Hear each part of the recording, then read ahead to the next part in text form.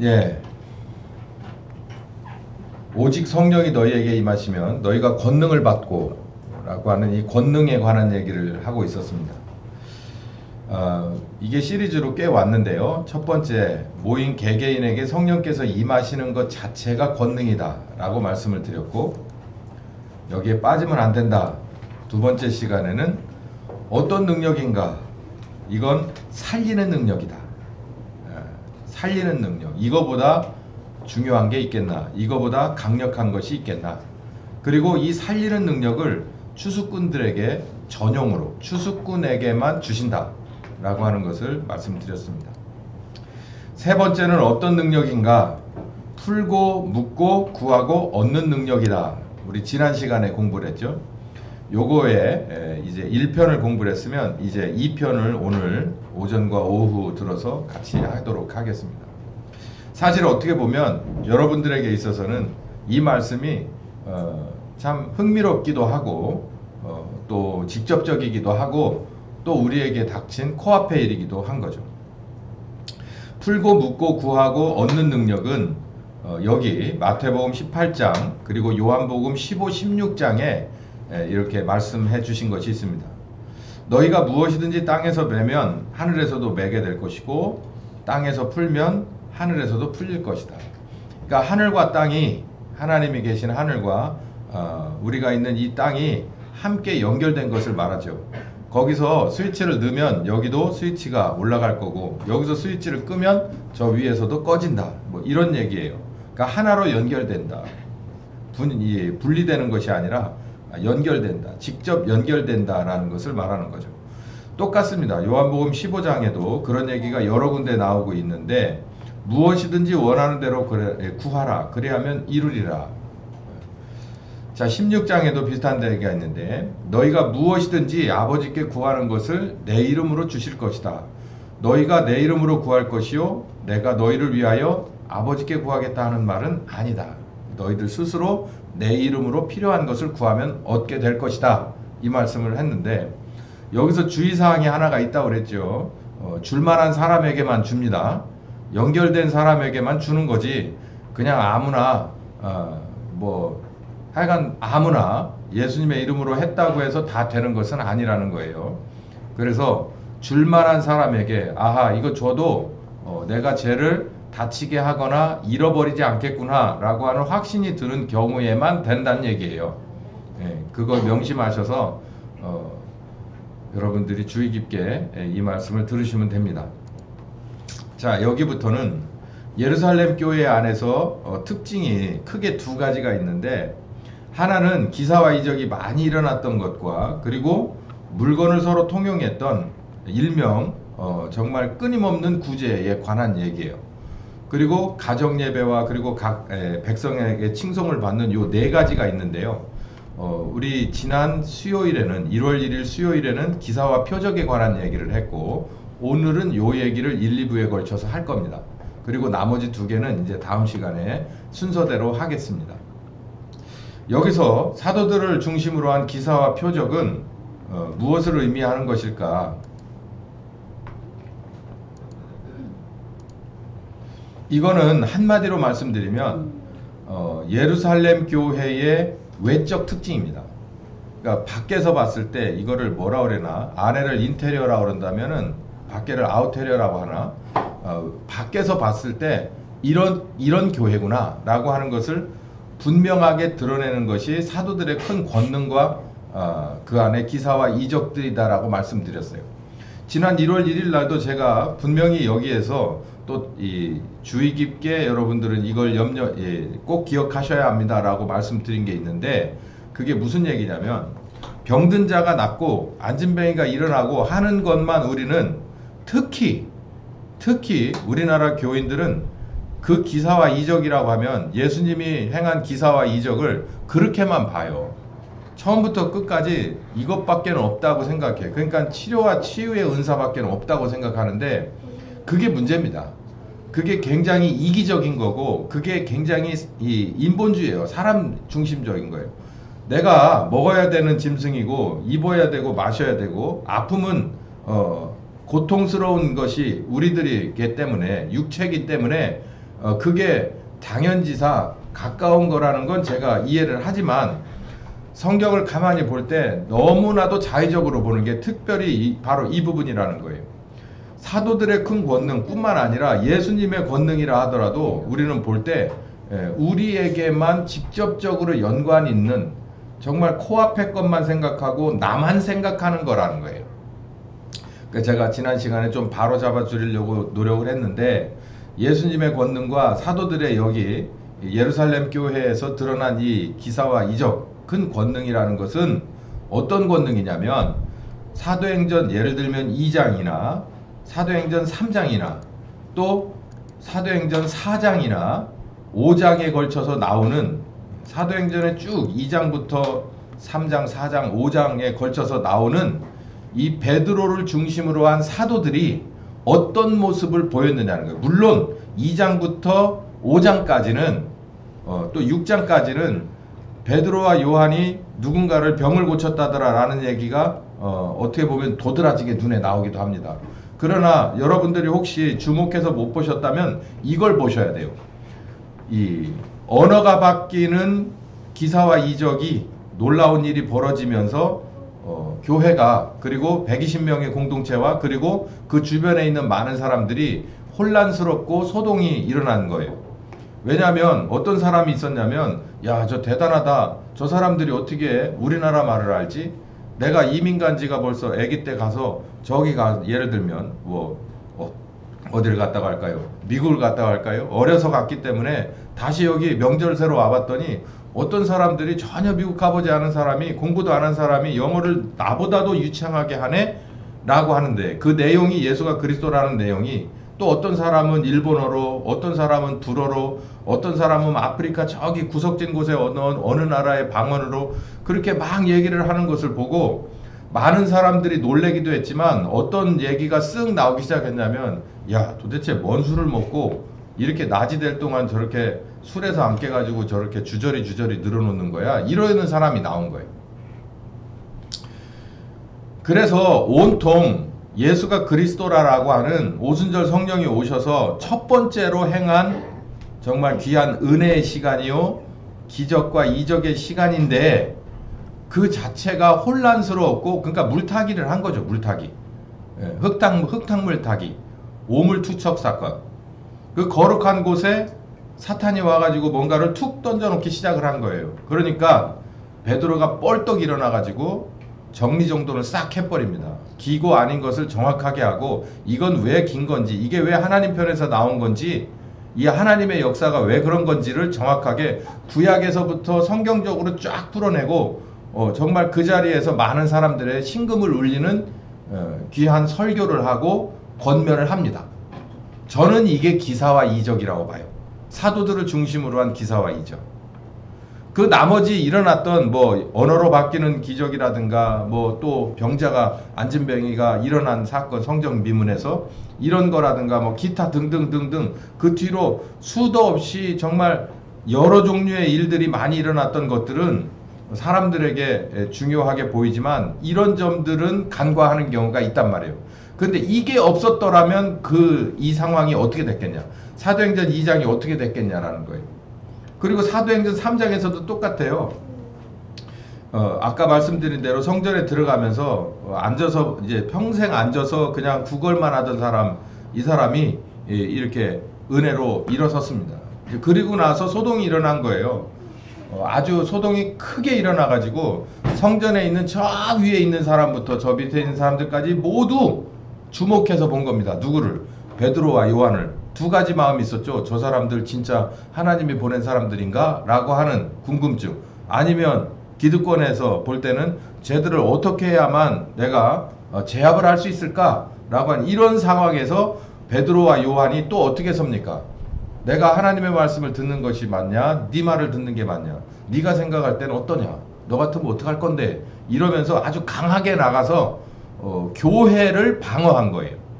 그렇지 않았다면 예루살렘 교회는 아마 여기서 굉장히 큰 치명상을 2장에서 시작과 동시에 받았을 수도 있고 불과 며칠 안에 일어났던 이 안진뱅이 사건 이후에도 그랬을 수 있었어요. 그 뒤로도 예루살렘 교회가 사실상 이렇게 이 공중분해 되기까지 스데반이 죽고 나서 완전히 다 깨져버렸잖아요. 그저 사도들 몇 명이서 명맥을 유지하는 정도 수준으로 축소되기 전까지 사도들이 나가서 온몸으로 막았어요. 무엇을? 교회의 외부에서 들어오는 좋은 것이든 나쁜 것이든 다 밖에서 막았단 말이에요. 5장에는 또 어떤 일이 있었습니까? 아나니아하고 삽비라가 성령님을 거스리는 그런 헌금을 했어요. 여러분 이것도 잘 보셔야 될 게요. 교회는 누가 운영하냐면 베드로와 여기 보면 이 예루살렘 교회를 누가 운영했냐면 베드로와 야고보와 요한과 또 나머지 사도들이 운영한 게 아니에요. 또 7 집사가 운영한 게 아니에요. 그 사람들이 중심이 되는 인물인 건 사실입니다. 그런데 여기 보세요. 베드로도 알 수 없었고 그리고 나머지 사도들도 집사들도 누구도 몰랐던 이 가짜 마음이 틀린 몸 따로 마음 따로인 이 헌금을 성령께서는 콕 집어내잖아요. 근데 베드로가 만약에 알았다면 이렇게 해서 그냥 뭐라 할까요? 사형에 처할 수 있었을까요? 저는 이 사건을 보고 많은 분들은 시험 당할 수도 있고 어쩌면은 잘 모르겠으니까 하고 패스하실 수도 있겠지만 저는 요즘 들어서 이거 굉장히 중요한 말씀이라고 저는 봅니다. 왜냐하면 이 사건이 있은 뒤로요. 예루살렘 교회가 더 한층 더 부흥했기 때문이에요. 오늘 이제 그 얘기가 나올 겁니다. 이 교회를 이렇게 중심을 잡았던 일들이 여기 이렇게 많이 나와요. 역시 5장에서도 베드로가 이렇게 감옥에 투옥됐다가 다시 성령께서 귀한 은혜 주셔서 자연스럽게 탈출해서 성전에서 이제 가르쳤던 이런 내용들이 나옵니다. 이게 아까 말씀드린 대로 사도들의 큰 권능은 예루살렘 교회의 외벽이라는 말씀드려요. 이 점을 여러분들은 한번 주의 깊게 보실 필요가 있어요. 큰 기사와 권능이 바로 이들이 교회를 교회답게 하는 일에 밖에서 들어오는 것들을 잡아내고 이렇게 필요한 일들을 했던 바로 이것이 한 종류다라는 말씀을 제가 드렸습니다. 자, 그러면 물건을 서로 통용하고 끝없는 구제, 그러니까는 누굽니까? 구약에서 엘리야가 여기저기 피신 다니다가 사르밧에 있는 어느 과부 집에 들어가서 밥을 얻어먹는 식객 노릇을 하고 있을 때가 있었어요. 거기 갔을 때 그들에게는 이 과부에게는 아들이 하나 있었는데 그 아들하고 먹고 살 게 별로 없었어요. 그런데 기적이 일어나서 이 기름병하고 뭡니까? 우리말로 하면 쌀띠죠. 계속해서 가루가 넘치고 계속해서 기름이 먹을 만큼 채워지고 하는 기적이 일어났던 것을 아시죠? 그거하고 똑같이 물건을 통용하고 무한 구제할 수 있는 일이 일어납니다. 2장 43절에서 47절 또 4장에도 똑같은 얘기가 나오는데 사도들로 인하여서 기사와 표적, 제가 말씀드렸죠. 외부에서 오는 그 무언가를 막는 외벽이 딱 세워지니까 그 내부에서 무슨 일이 일어나느냐면 물건을 서로 통용하며 무한 구제하는 일이 일어나요. 그러니까 여기서 여러분 사회복지적인 개념에서 보시면 안 됩니다. 이게 무슨 그냥 십시일반 해가지고서 뭘 했다 이런 식으로 해석하면 안 돼요, 여기를. 그리고 또 더 나아가서 이 공산주의가 여기 나오는데 강제성을 띠는, 유무형 간의 강제성을 띠는 것으로 해석을 해도 안 됩니다. 이게 절대 풀리지 않아요. 이 두 가지는 세트인데 밖을 막아주는 외벽이 있어야 되고, 외벽이 왜 있어야 하냐면 외벽이 있어야 안에서 내부에서 뭔가 일이 일어나기 때문이에요. 우리가 야전에 나가면, 저 들판에 나가면 텐트를 칩니다. 고급 텐트, 그냥 싸구려 텐트를 쳐요. 텐트를 치는데 한 겹도 치고 두 겹도 치고 아주 두터운 면 텐트를 치기도 해요. 왜 그래요? 밖에서 볼 때 아이고 야 저거 얼마짜리 텐트인데 참 부자다야 이걸 보려고 합니까? 뭐 그럴 수도 있겠죠. 근데 텐트를 치는 이유는 텐트 쳐놓고 사진 찍고 집에 가요? 아니잖아요. 그 안에 들어가서 애들 데리고 또 애들 먹이기도 하고 거기서 뭐 즐겁게 재미나게 또 바람도 맞고 비도 맞고 뭔가 목적이 있어서 텐트를 치잖아요. 예루살렘 교회도 세우는 데 있어서 외벽을 쳐는 거예요.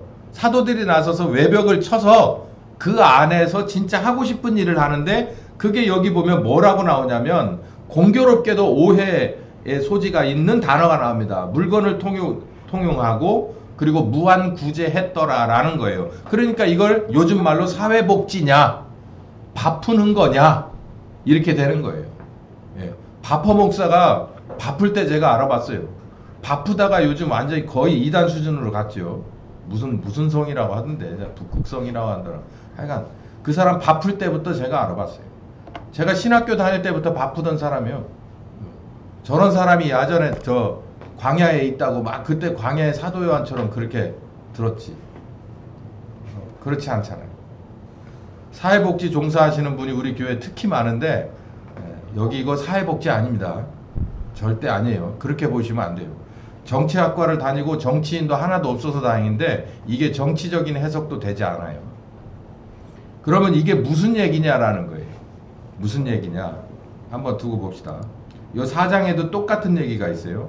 사도들이 권능이 나오자 사도들이 교회를 보호하는 그런 방어막을 치자 그 안에서 일어난 일이 바로 이 무한공유 이 일이 일어났다는 건데 이 얘기는 뭐냐면 여기를 맨 밑줄을 보세요.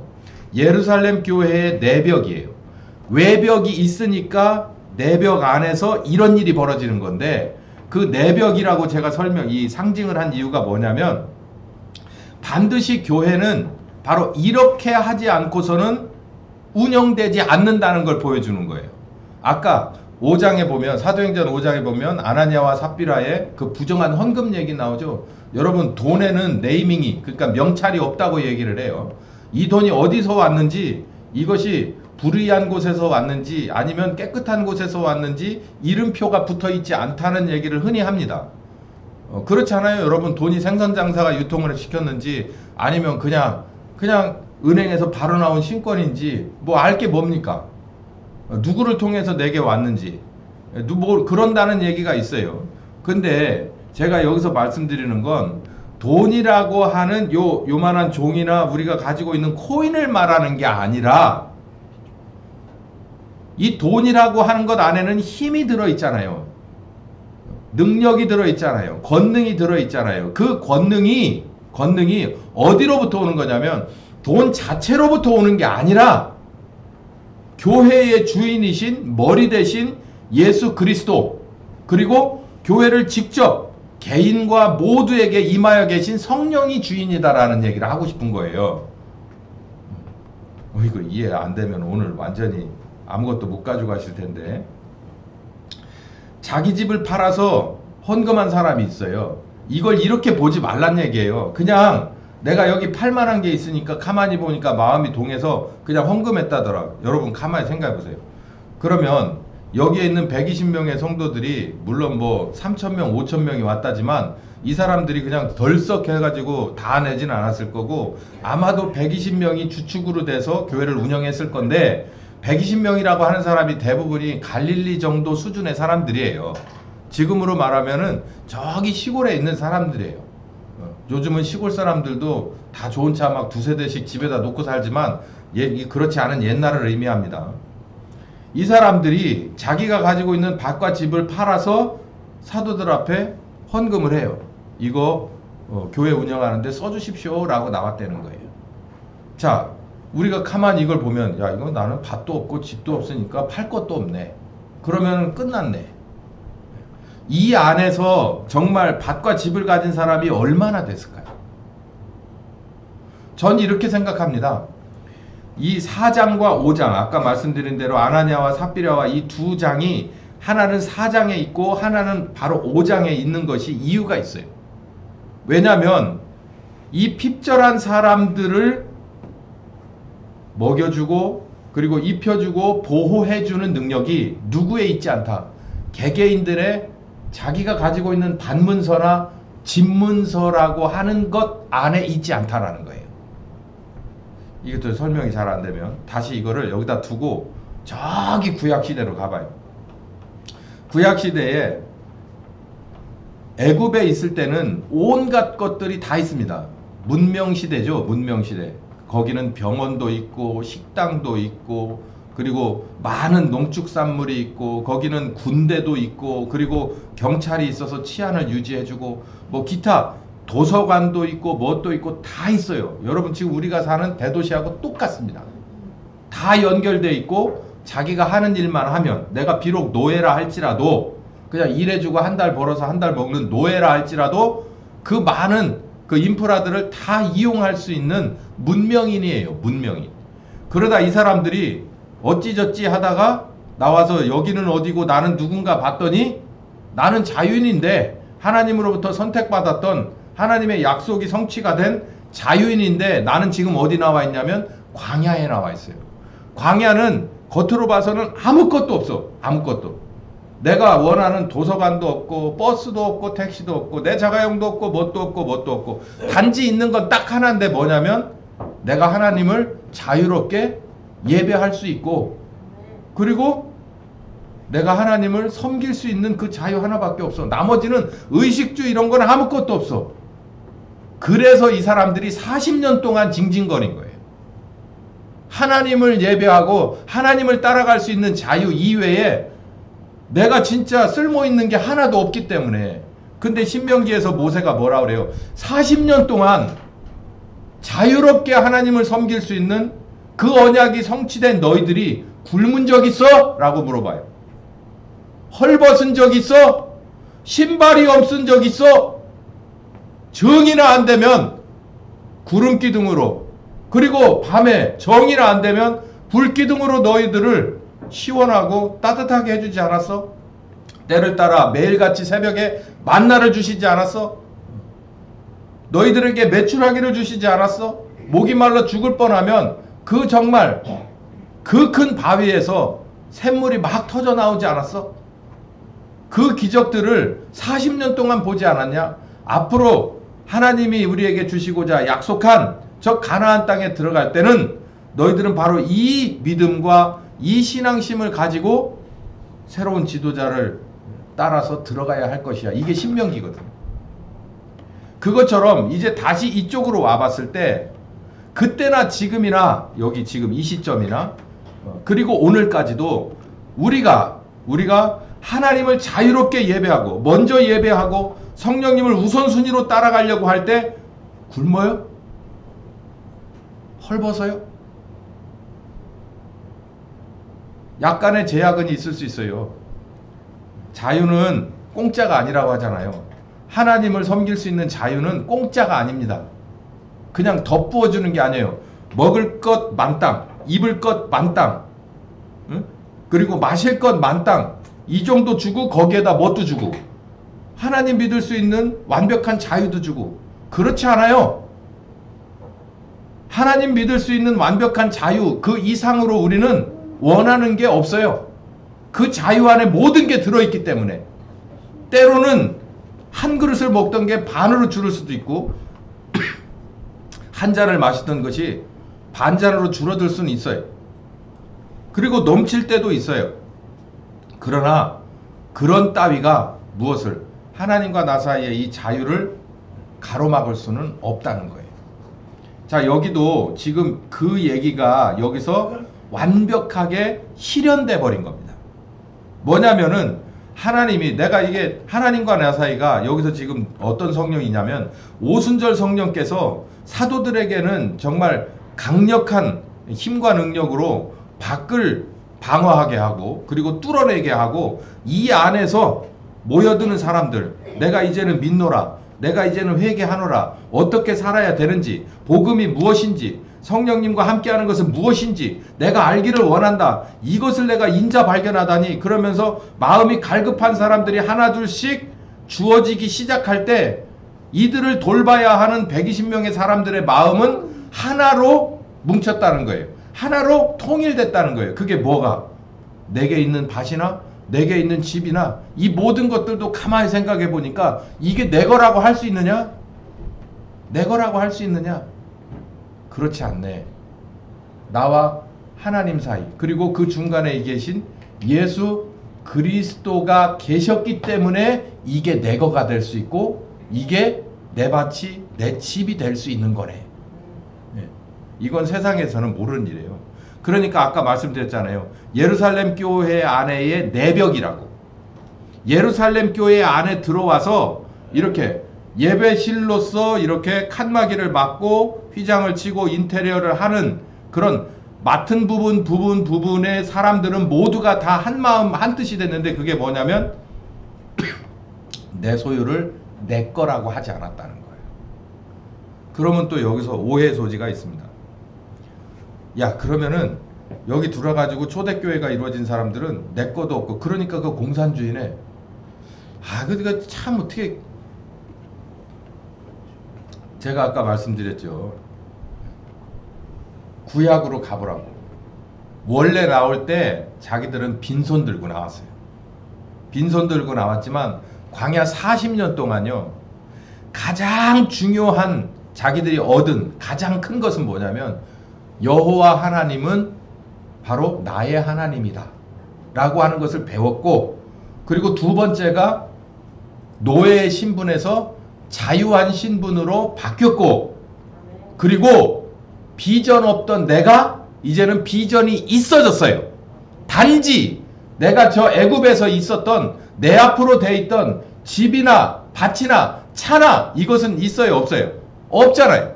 없는 대신 더 큰 것을 얻었단 말이에요. 이 사람도 내가 지금까지는 이것 때문에 내가 돈을 모아서 밭을 일구고 샀고, 그리고 어떻게든지 집을 넓히려고 하는 거. 왜냐하면 이게 내 인생의 목적이고 이게 내 인생의 이력서고 그리고 유산이기 때문에 이게 나는 최선이다. 여기에 자식도 들어갈 수 있지. 그렇지만 이제 내가 알고 보니 이 모든 것보다 가장 우선은 뭐냐면 이런 모든 것은 다 이 세상에서 다 흩어져서 없어져.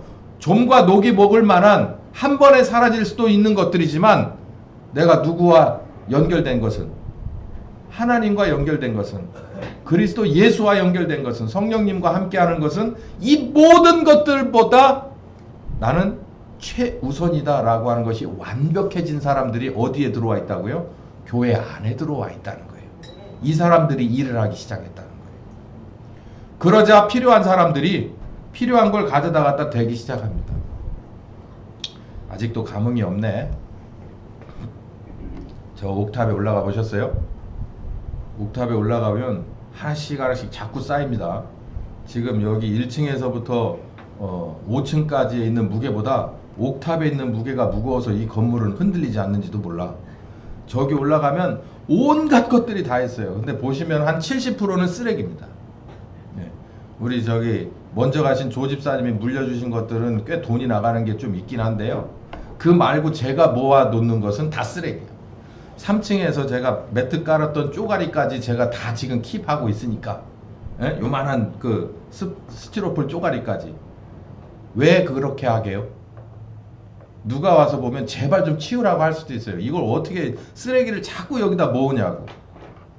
근데 제가 양심껏 고백하지만 제가 자재를 사거나 뭐 철물점을 가거나 아니면 밖에 어디 상해를 가서 자재를 살 때 웬만한 건 거의 사지 않습니다. 근데 제가 특별히 사오는 자재는 어디에도 없는 거예요.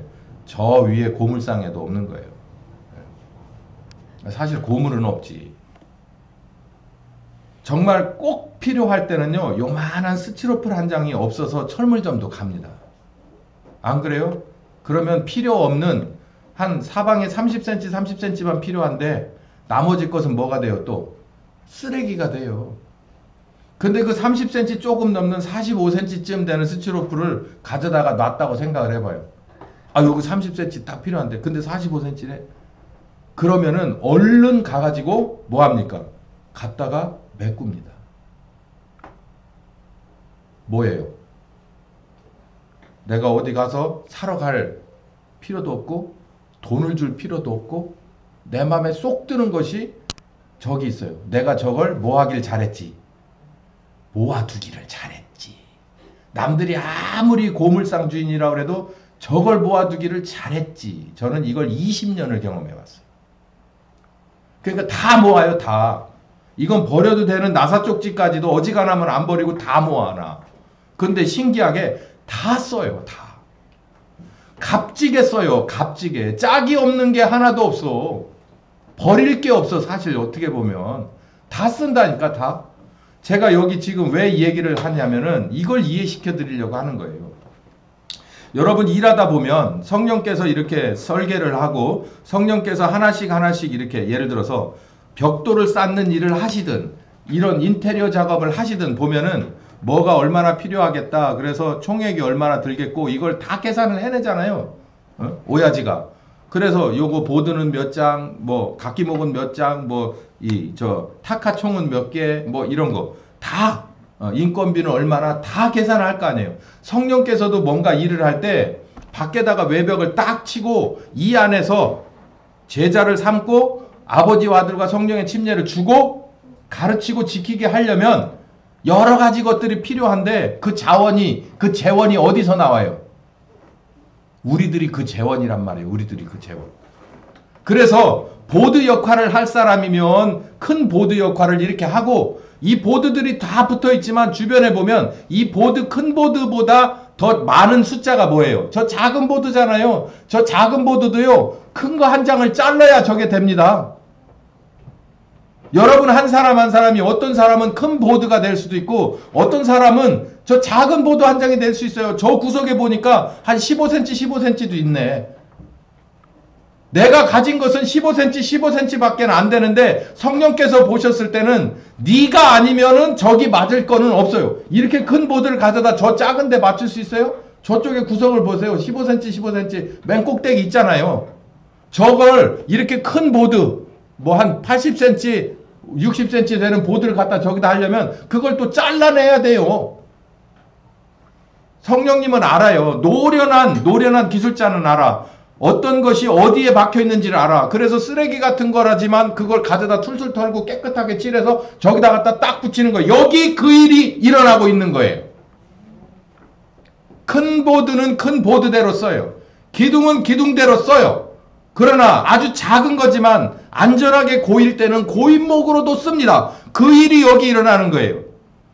핍절한 사람이 없어. 필요한 구석이 있단 말이에요. 필요한 구석. 그 구석에다 써야 될 사람과 그 구석에다 써야 될, 집어넣어야 될 그런 재료와 돈이 여기서 이렇게 나오기 시작한다는 거예요. 예를 들어서 여기 한 사람이 있어요. 구브로, 키프로스입니다. 키프로, 요즘 말로 키프로스. 여기 성경에 구브로로 되어 있지만 레위족 출신의 요셉이라는 사람이 있는데 이 사람은 바나바. 바나바. 그가 밭에 있음에 팔아서 값을 가지고 사도들의 발 앞에 뒀다. 이거가요. 그냥 바나바는 원래 헌금도 잘하네. 이렇게 생각하실 수 있어요. 근데 여러분 여기 사도행전 4장에 바나바가 여기 딱 등장하고 나서 그 다음에 어디에 등장할까요? 이 밭이 있었대요. 밭이. 그러면 이 사람은 뭡니까? 이 밭이 크기가 얼마나 됐는지 여기 정확하게 나오진 않아요. 밭이 있었는데 진짜 제가 맨날 얘기하는 대로 요만한 자갈밭이었을지 아니면 진짜 어마어마하게 큰 농장을 할 만한 여기에다가 일하는 사람을 수십 명을 둬야 될 밭인지는 모릅니다. 크기가 어떻든 저떻든 간에 이 사람은요. 이 밭을 팔고 나서 직업이 바뀌었어요. 사도로 바뀌었어요. 밭을 팔아버리고 사도가 됐어. 그럼 여러분 속으로 그럴 겁니다. 야, 밭을 왜 파냐? 그 사도 고생스러운데 그걸 왜 해? 그건 그냥 아주 뭐 그런 해석이 있으면 저는 설득할 자신은 없고 그런 분은 이제 인생을 더 사셔 보셔야 되고 신앙생활 더 경험을 쌓으셔야 됩니다. 제가 이걸 가만히 보면서 왜 이 바나바 얘기가 여기 딱 두 절이 들어가 있는데 이 타이밍에 여기에 딱 들어가 있을까? 이 4장에 나오는 전체적인 얘기가 뭐냐면 교회의 주인은 성령, 이 예루살렘 교회 주인은 전적으로 성령님이시다. 그 성령님을 기다린 사람들이 120명, 그 성령님이 다 임한 사람들이 120명, 120명을 모두 가지고서 성령님은 이런 식으로 예루살렘 교회를 꾸려갔다라는 얘기인데 그 중에서 우리가 이해하기가 쉽지 않은, 왜냐하면 돈이라고 하는 것은 밀접하게, 밭이라고 하는 것은, 그리고 집이라고 하는 것은 내게 있어서 너무나도 소중한 것이기에 이 말씀은 쉽게 이해할 수 없지만 이 교회는 너무나도 자연스럽게 내 것을 내 것이라 하는 사람이 하나도 없었어요. 필요에 따라서 이것으로 만약에 내가 여기 좀 메꿔야겠다라고 한다면 큰 밭이면 큰 밭을 팔아서 메꿨고 작은 밭이면 작은 밭을 팔아서 구석을 메웠어요. 그 일이 여기에 일어나는데 그 중에 한 사람이 바나바라는 사람이에요. 예를 들어서 바나바라는 사람이에요. 잘못된 예가 아나니아하고 삽비나고 이 잘된 경우가 바나바인데 이 바나바가 이렇게 하고 나서 뭘로 바뀌냐면 자기의 직업이 파트타임 사역자가 아니라 전임 사역자로 바뀌어버린다는 얘기예요. 바뀌어버려가지고 이 사람이 그 뒤에 어디까지 갑니까? 1차, 2차 전도 여행까지 가요. 바울과 1차, 2차는 이제 자기 바울과 헤어져서 단독으로 가게 되지만 2차 전도 여행까지 가고 그 뒤로 바나바는 순교했다라는 전설이 있어요. 바울보다 먼저. 여러분 가만히 보세요. 성령께서 여러분 중에 누군가를 내가 너 이 말씀 들고 예루살렘을 좀 넘어서 유다로 좀 보내고 싶다라고 하면 어떡합니까? 이게 지금 그 케이스거든요. 내가 여기서 살았다고. 계룡에서 살았어. 평생을 살았어. 야 근데 잠깐만. 너 이 복음 들고 너 여기 말고 여기서 유다로 좀 나갔으면 좋겠다. 그래서 뭐 우리나라 안쪽에 있을 수도 있지만 뭐 안쪽에 있어도 마찬가지. 밖에 있어도 마찬가지. 네가 하던 이 생업을 다 그만두고 이걸 전적으로 네가 했으면 좋겠다. 어떻게 되겠어요? 다들 조용하네. 냉랭해지는 분위기.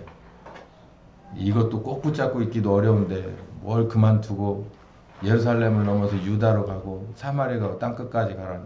참. 바나바는 거기에 응답한 거예요. 우리는 지금 얼마나 자유롭고 얼마나 좋은 시대입니다. 우리는 최소한 선교하러 걸어는 안 가잖아요. 이분은 그냥 걸어 다니는 게 일상이고 배를 만나면 정말 행운이에요. 그나마도 뱃삭이 있어야 말이지. 없으면 일을 해야 되고. 그나마도 안전이 보장된 건 정말 하나님 은혜고 안전이 보장 안 된 경우가 10중 8구예요. 근데 밭이 있었어요. 부쳐먹을 밭이 있었다고. 그리고 제가 예상컨대 이게 구브로 출신이면 이거 로마 시민권 가진 사람입니다. 근데 불구하고 밭을 다 팔아버리고 전임사역자가 돼가지고 이 사람이 그 날카로운 바울을 만나서 안디옥 교회에 같이 팀 목회를 하다가 1, 2차 전도 여행 중에 죽어요.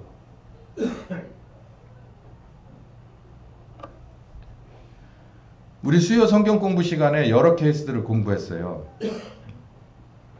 우리 진젠돌프 백작에 관해서도 공부했어요. 피터 발데스에 대해서도 공부했어요. 성경에 나오는 사람들은 아니지만 우리들의 교회 역사 가운데서 절대 잊어버리면 안 되는 사람들이 있어요. 영국에서 잊어버리지 않아야 될 사람이 있어요. 프랑스에서도 있어요. 독일에서도 있어요. 한국에서도 있어요.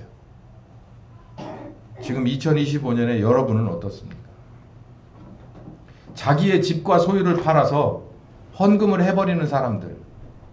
여러분 이렇게 보시면 안 됩니다. 저 사람의 마음이 동해서 그냥 헌금을 했다. 여러분이 지금까지 살아왔던 그 정도 수준이면 안 돼요. 그거 가지면 자칫 아나니아하고 삽비라처럼 될 수 있습니다. 여기 있는 이 사람들은 전혀 다른 사람들이에요. 예루살렘 교회 안에서 외벽의 튼튼함과 내벽의 정말 오밀조밀하고 분명한 쓸모가 있는 그런 일에 자기의 것들을 다 던져버릴 수 있는 사람들. 이게 교회가 운영되는 힘입니다. 여러분이 집을 가지고 있어요? 여러분이 밭을 가지고 있어요? 여러분은 어느 순간, 어느 지경까지 가야 되냐면 이 모든 것보다 우선은 하나님이시고 그의 아들이시고 성령님이시다라는 데까지 가셔야 되고 그 정도 가시면 여러분이 뭘 알게 되냐면 이 모든 것이 사실은 내 것이 아니구나 라는 것을 아시게 되는 거예요. 그렇게 된 사람들이 예루살렘 교회에는 120명이 있었습니다. 작은 교회가 절대 아니죠. 이 120명은 사실상 역사의 획을 그었어요. 전 구라파를 정복했어요. 물론 천주교라고 하는 물타기가 들어오기는 했지만 그들 가운데서도 그런 어마어마한 그런 저기압들 속에서 여전히 지하에서는 면면이 숨쉬던 것이 바로 이 정신이었어요. 이 성령님이 함께하던 지하 교회였어요. 이 성령님이 함께하던 그런 한 사람 한 사람들이었어요. 그 사람들이 때가 돼서 교회를 개혁했고, 그 사람들이 때가 돼서 여러 대륙으로 흩어져서 전도했고, 목숨을 바쳐서 우리에게까지 전해주신 이 귀한 말씀을 들은 여러분들도 2025년 신년 주일에 정말 원대한 비전을 품으시고 기도의 제목들을 세우시고 여기까지 다 도달하시는 여러분들 되시기를 예수님의 이름으로 축원합니다. 귀하신 주님 감사합니다. 초대교회는 말 그대로 예수님께서 개척하시고 성령께서 운영하셨던 귀한 교회였던 것을 공부하고 또 공부합니다.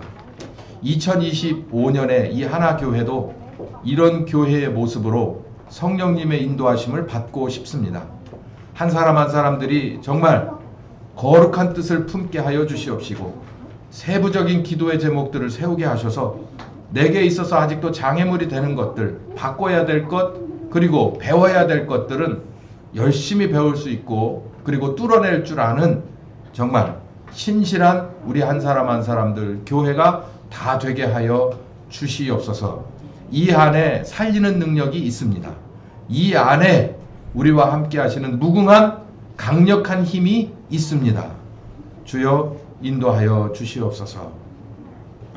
지금은 우리 주 예수 그리스도의 은혜와 아버지 하나님 극진하신 사랑하심과 성령님 교통하시는 역사가 이제 이 초대교회를 들여다보고 또 들여다보면서 감탄하고 감사하고 도전받으며 따라가기로 작정하는 한 심령과 가정과 교회 위에 특별히 몸이 아프거나 그리고 마음에 정말 소중한 기도의 제목들을 다 가지고 나온 한 사람 한 사람들에게 함께 하시기를 예수 그리스도의 이름으로 축원하옵나이다. 아멘.